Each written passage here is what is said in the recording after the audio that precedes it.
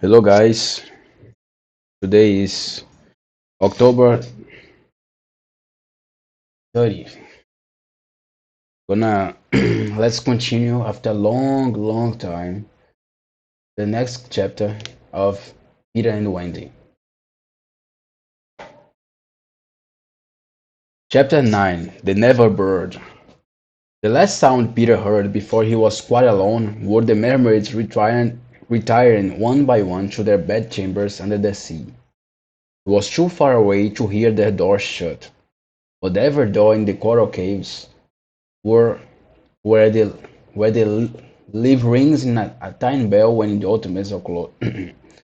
Whatever door in the coral caves where the leaf rings in a tiny bell when it opens or closes, as in all the nicest houses on the mainland. And he heard the bells. And he heard the bells. Steadily the waters rose till they were nibbling at his feet, and to pass the time until they made their final gulp, he watched the only thing on the lagoon. He thought it was a piece of floating paper, perhaps part of the kite, and wondered idly how long it would take to drift ashore. Presently he noticed as another thing that it was undoubtedly out upon the lagoon with some definite purpose. For it was a for it was a fighting for it was fighting the tide and sometimes winning. And when we don't and when it won, Peter, always sympathetic to the weaker side, could not help clapping. It was such a gallant piece of paper. It was not really a piece of paper. It was a never bird, making desperate effort to reach Peter on the nest. By working her wings in a way she had learned since the nest fell into the water, she was able to some extent to guide her strange craft. But by the time Peter recognized her, she was very exhausted. She had come to save him, to give him her nest, though there were eggs in it. I rather wondered at the bird, for though he had been nice to her, he had also sometimes tormented her. I can suppose only that, like Mrs. Darling and the rest of them, she was melted because she had all his first teeth. She called out what she had came for. She called out to him what she had come for, and he called out to her what she was doing there. But of course neither of them understood the other's language. In fanciful stories people can talk to the birds freely, and I wish for the moment I could pretend that these were such a story, and say that Peter replied intelligently to the never bird, but truth is best, and I want to tell you only what really happened. Well, not only could they not understand each other, but they forgot their manners. "I want you to get into the nest," the bird called, speaking as slowly and distinctly as possible, "and then you can drift ashore. But I am too tired to bring it any nearer, so you must try to swim to it." "What are you quacking about?" Peter answered. "Why don't you let the nest drift as usual?" "I want to," the bird said, and repeated it all over. Then Peter tried slow and distinct. "What are you quacking about?" And so on. The never bird became irritated. They have very short tempers. "You dunderhead, you dunder-headed little jay," she screamed. "Why don't you do as I tell you?" Peter felt she was calling him names, and at a venture he retorted hotly, "So are you." Then rather curiously they both snapped out of the same remark, "Shut up! Shut up!" Nevertheless, the bird was determined to save him if she could, and by one last might effort she propelled the nest against the rock. Then up she flew, deserting her eggs, so as to make her meaning clear. Then at last he understood, and clutched the nest and waved his thanks to the bird as she fluttered overhead.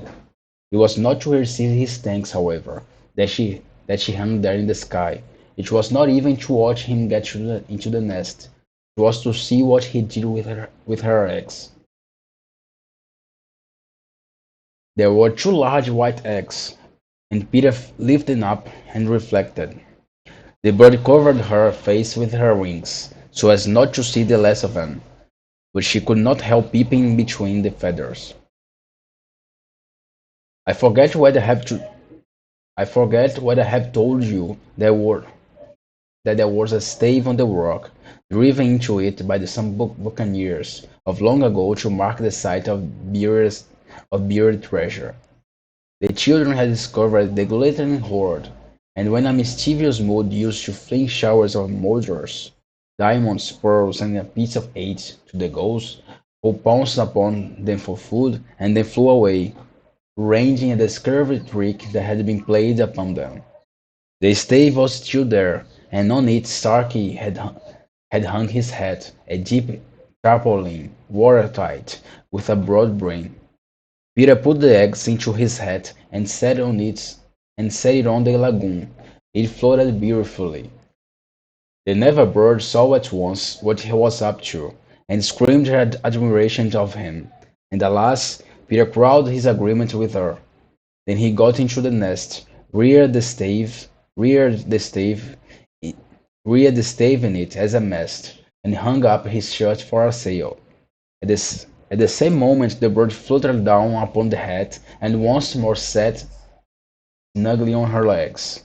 She drifted in one direction, and he was borne off in another, both cheering. Of course, when Peter landed, he beached his bark in a place where the bird would easily find it. But the hat was such a great success that she abandoned the nest. It drifted about till it went to pieces, and off as Starkey came to the shore of the lagoon, and with many bitter feelings watched the bird sitting on his head. As we shall not see her again, it may be worth mentioning here that all Never birds now build in that shape of nest, with a broad brim on which the youngsters take an airing. Great were the rejoicings when Peter reached the home under the ground almost as soon as Wendy, who had been carried hither and thither, hither and thither, hither and thither, hither and thither by the kite. Every boy had adventures to tell, but perhaps the biggest adventure of all that was that they were several hours late for bed. This so inflated them that they did various dodgy things to get staying up still longer, such as demanding bondages. But Wendy, though glorying in having them all home again safe and sound, was scandalized by the lateness of the hour, and cried, too bad, in a voice that had to be obeyed. Next day, however, she was awfully tender, and gave out bandages to everyone, and they played till bedtime at leaping about and carried their arms in slings. As this chapter is so little, no, it's so short, I'm gonna read the next one. So we're gonna read the chapter 9 and 10 in this video. Chapter 10: The Happy Home. The Happy Home.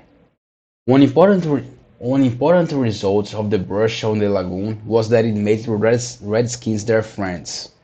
Peter had saved Tiger Lily from a dreadful fate, and now there was nothing she and her braves would not do for him.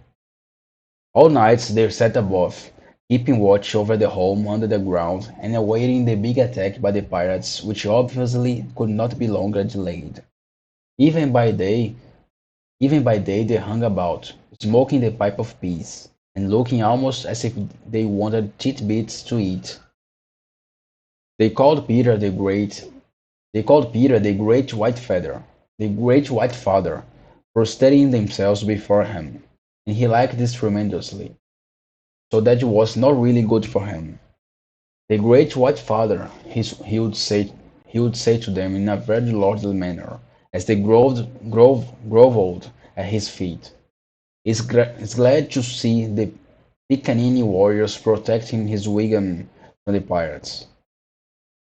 Me, Tiger Lily, that lovely creature would reply. Peter Pan saved me. Me, his very nice friend. Me not let pirates hurt him.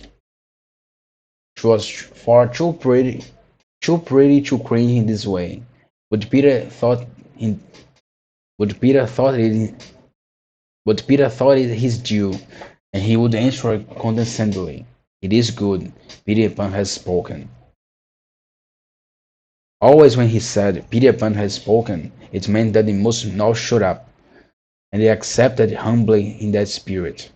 But they were by no means so respectful to the other boys, whom they looked upon as just ordinary braves.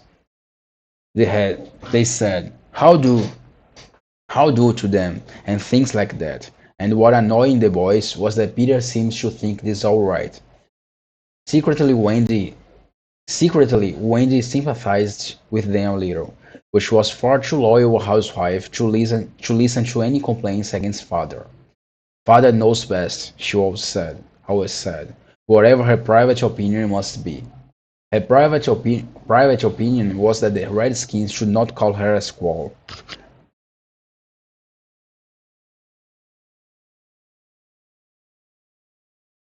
We have now reached the evening that was to be known among them as the Night of Nights, because of its adventures and their upshot. The day, as if quietly gathering its forces,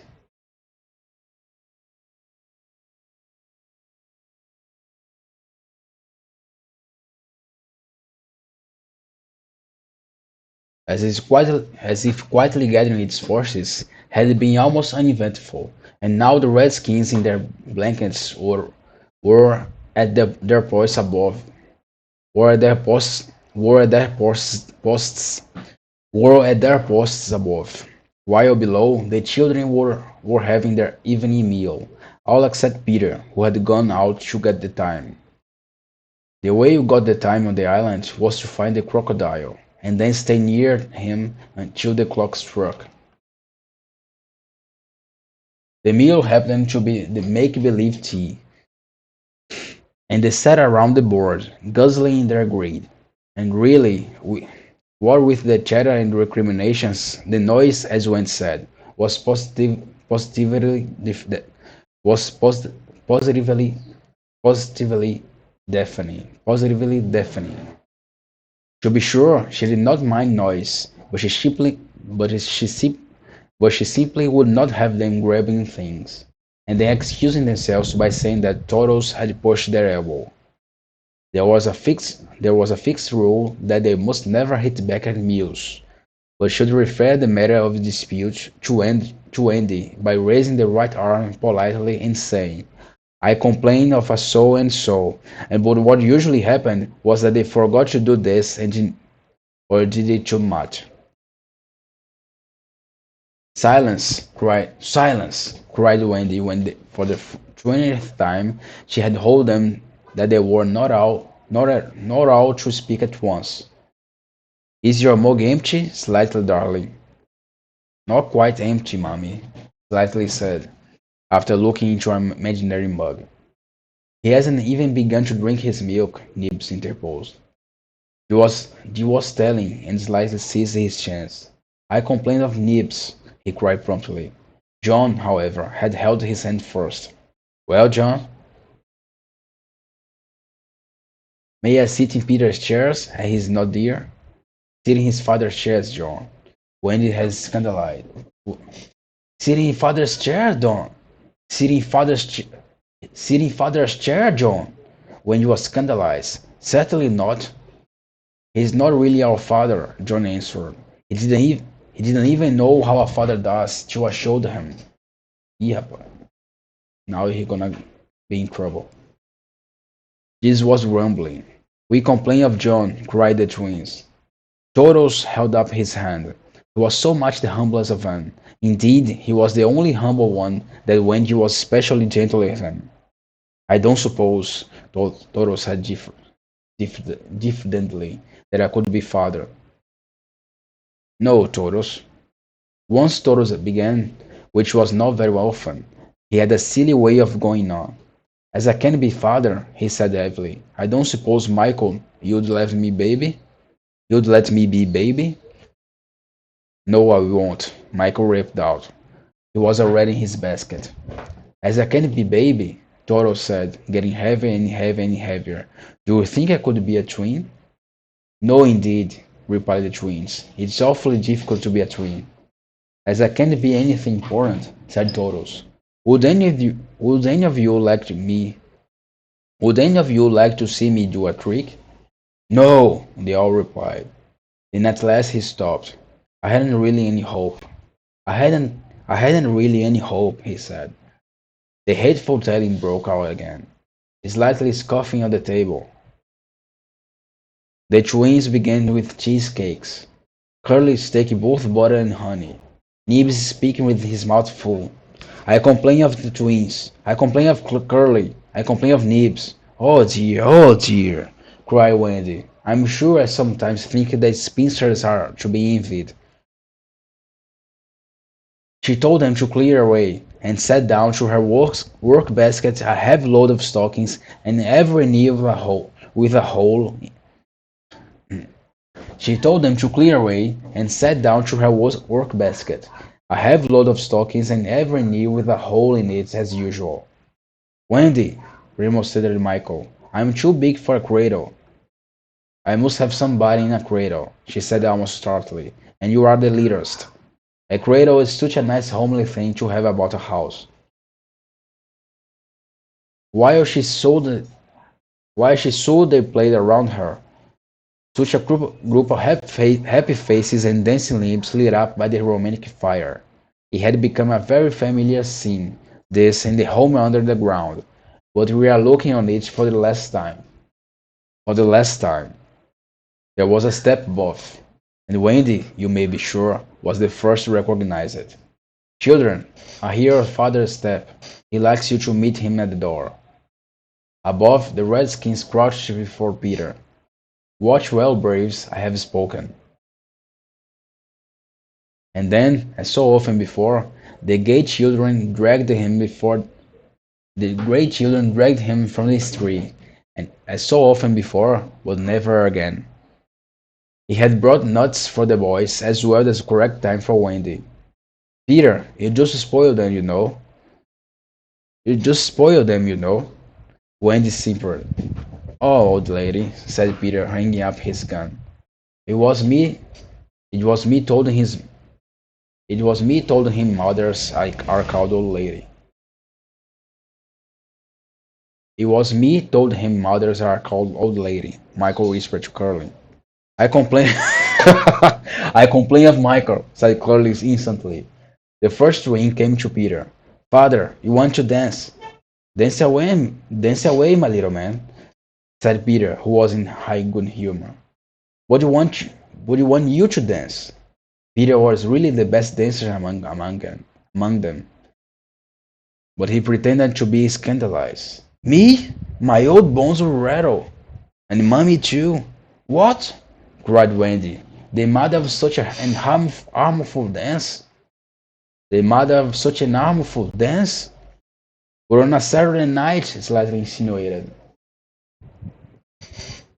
It was not really Saturday night. At least it may have been, for they have long lost count of the days. But always, if they wanted to do anything special, they said this was Saturday night, and then they did it.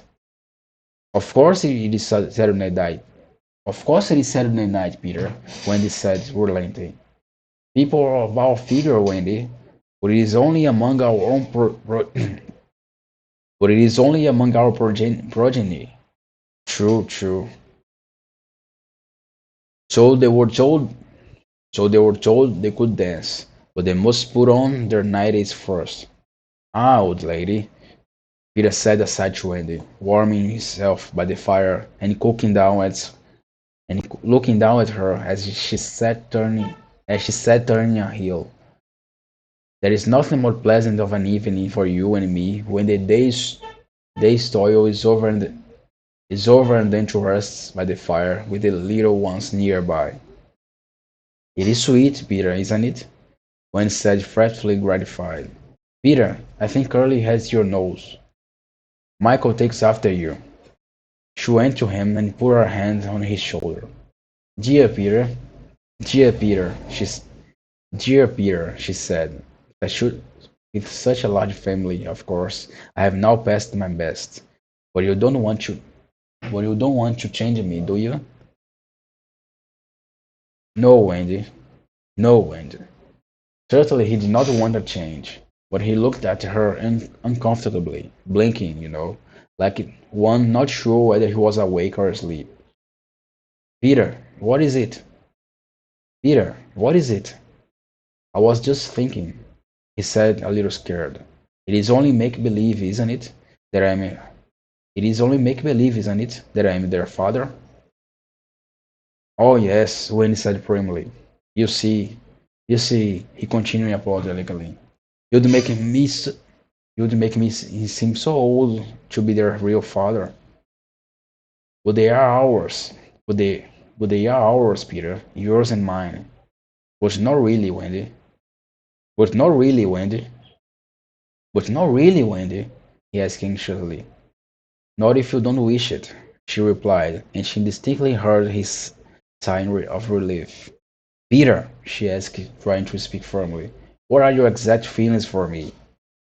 Those of devoted son, Wendy. I thought so, she said, and went and sat by herself at the extreme end of the room. You are so queer, he said, frankly puzzled, and Tiger Lily is just the same. There is something she wants to be to me, but she says it is not my mother. No, indeed it is not, Wendy replied with frightful emphasis. Now we know why she was prejudiced against the Redskins. Then what is it? It isn't for a lady to tell. Oh, very well, Peter said, a little nettled. Perhaps Tinker Bell will tell me. Oh yes, Tinker Bell will tell you, Wendy retorted scornfully. She's an abandoned little creature. Here, think, here, think who was in her bedroom eavesdropping. Here, think who was in her bedroom eavesdropping, squeaked out something impudent. She says she says she glories in being abandoned. Peter interpreted. He had a sudden he had a sudden idea. Perhaps Tink wants to be my mother? You silly ass, cried Tinkerbell in a passion. She had said it so often that when it needed no translation. I almost agree with her. Wendy snapped. Fancy Wendy snapping. But she had been much tried, and she little knew what was happening before the night was out. If she had known, she would not have snapped. If she had known, she would not have snapped. None of them knew. Perhaps it was the best not to know. Their ignorance gave them one more glad hour. And was it and as it was the last hour on the island, let us rejoice that there were 6 glad minutes in it. They sang and danced in their nightgowns. Such a deliciously creepy song it was, in which they pretended to be frightened at their own shadows, little witting that so soon shadows would close in upon them, from whom they would shrink in real fear. So uproariously, so uproar, so uproariously, uproariously gay was the dance, and how they buffeted each other on the bed and out of it. It was a pillow fight rather than a dance, and when it was finished, the pillows insisted on one bout more, like partners who know that they may never meet again. The stories they told, before it was time for Wendy's good night story. Even slightly tried to tell a story that night, but the beginning was so fearfully dull that he appalled not only the others but himself, and he said happily, "Yes, it is a dull beginning," I said. I say, let us pretend that is the end. That is smart. And then, at last, they all got into bed for Wendy's story. The story they loved the best. The story Peter hated. Usually, when she began to tell this story, he left the room or put his hand over his ears. And possibly, if he had done either of those things this time, must all still be on the island. But tonight, he remained on his stool, and we shall see what happened. And next in the next video, you're gonna see what happened to the children, their father and their mother, the make-believe father and the make-believe mother. And this, my guys, these my people, these my viewers, these my watchers, these my listeners. This is the end of this video. Till next time,